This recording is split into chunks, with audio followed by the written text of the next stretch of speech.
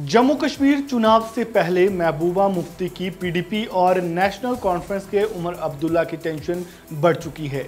जम्मू कश्मीर में होने वाले विधानसभा चुनाव से ठीक पहले अवामी इतिहाद पार्टी यानी एआईपी के इंजीनियर राशिद जेल से बाहर आने वाले हैं। राशिद को 22 दिन की अंतरिम जमानत दे दी गई है। उन्हें 3 अक्टूबर को जेल में सरेंडर करना होगा। अब इंजीनियर राशिद को जमानत मिलने से महबूबा मुफ्ती और उमर अब्दुल्ला की टेंशन क्यों बढ़ गई है और इससे जम्मू कश्मीर विधानसभा चुनाव पर क्या असर पड़ेगा, ये सब कुछ हम इस वीडियो में आगे जानेंगे। नमस्कार, वन इंडिया हिंदी में आपका स्वागत है। मैं हूं राजेश शर्मा।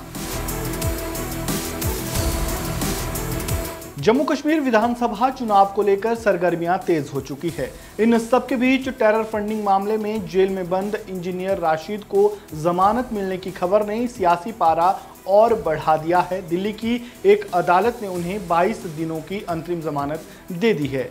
ये वही इंजीनियर राशिद है जिन्होंने तिहाड़ जेल में रहते हुए लोकसभा चुनाव लड़ा था और बारामूला से नेशनल कॉन्फ्रेंस के उमर अब्दुल्ला को शिकस्त दी थी। इंजीनियर राशिद की जमानत से एआईपी को कितना फायदा होगा और जम्मू कश्मीर चुनाव में इसका कितना असर होगा, ये तो चुनाव के बाद ही पता चलेगा। लेकिन इतना तो तय है कि नेशनल कॉन्फ्रेंस और पीडीपी में बेचैनी बढ़ गई है। दोनों पार्टियों की प्रमुख नेताओं के बयानों से भी ये साफ नजर आ रहा है। नेशनल कॉन्फ्रेंस के नेता उमर अब्दुल्ला ने दावा किया कि जमानत एक राजनीतिक पैंतरेबाजी है। उद्देश्य लोगों की सेवा करने के बजाय आगामी विधानसभा चुनावों में लाभ हासिल करना है। मुझे बारामूला के लोगों के लिए खेद है क्योंकि भविष्य में उन्हें संभवतः राजनीतिक प्रतिनिधित्व के बिना छोड़ दिया जाएगा। राशिद को दी गई जमानत का उद्देश्य बीजेपी के लिए वोट हासिल करना है। उधर पीडीपी की प्रमुख महबूबा मुफ्ती इंजीनियर राशिद की पार्टी को बीजेपी का प्रॉक्सी बता रही है। वहीं उमर अब्दुल्ला के अलावा इस पर महबूबा मुफ्ती का बयान भी सामने आया है। महबूबा ने कहा, एक तरफ जेल में बंद किसी गरीब व्यक्ति के माता पिता को उससे मिलने की इजाजत नहीं, लेकिन दूसरी तरफ कुछ लोग जेल से चुनाव लड़ रहे हैं, पार्टियां बना रही हैं। इससे आपको जेल के अंदर से चुनाव लड़ने वाले शख्स के बारे में पता चलता है कि वह किसकी तरफ से हैं। अब इंजीनियर राशिद के आने से जम्मू कश्मीर की सियासत और विधानसभा चुनाव पर कितना असर पड़ेगा, इसका अंदाजा इस बात से लगाया जा सकता है कि उन्होंने जेल में रहते हुए जीत हासिल की थी, वो भी बिना चुनाव प्रचार किए।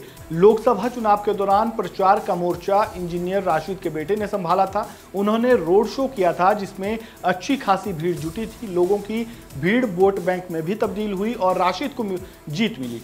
सियासी मामलों के जानकार बताते हैं कि इंजीनियर राशिद के सिंपैथी फैक्टर था। लोगों की भावनाएं उनके साथ जुड़ी हुई थी। यही वजह रही कि उन्होंने उमर अब्दुल्ला जैसे दिग्गज नेता को हराया और अब वे खुद जमानत पर बाहर आ रहे हैं, तो स्वाभाविक है इसका असर आगामी चुनाव पर पड़ेगा।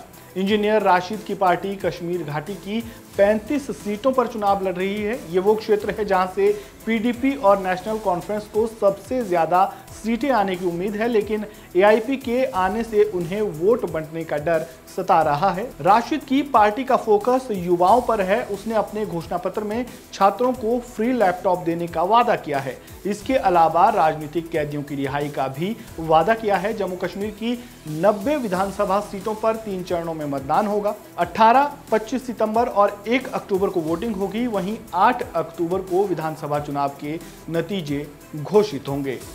इस वीडियो में फिलहाल इतना ही। खबरों से जुड़े ताज़ा अपडेट के लिए बने रहें वन इंडिया हिंदी के साथ। धन्यवाद।